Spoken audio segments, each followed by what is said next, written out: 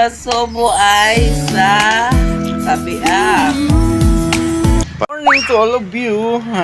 Guys, kain tayo. Ayan guys, ang ating pagkain ngayon ay unahan ni Mrs. para kung anong masasabi kung delicious. Unang Oh. subo ay para sa may karawan. Para sa minamahal ko. Oh. Sarap pala. Pangaloso ay sa tabiak. Para magdi-day-off ako nito. Ang sarap pala. Dyan. Ang aming ulam guys, nakikita nyo. Tilapyang alat. Ayan. Sinigang.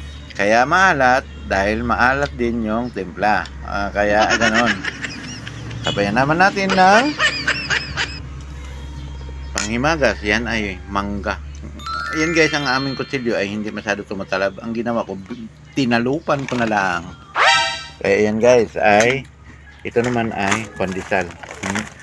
Itong pandesal na to ay galing kay Irene Pandesal. Kaya masarap ang kanilang pagkagawa at kumpleto sa malunggay. Kain po tayo mga guys. Ayan. Ayan.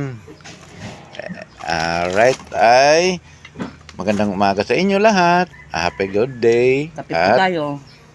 Samahan din natin ng kape. Kaso lang sa alabas niya ay Milo. Kaya kombinasyon na yan. Kaya yan ang ating buhay ngayong araw na to. Kain tayo guys. Thank you for watching. Bye.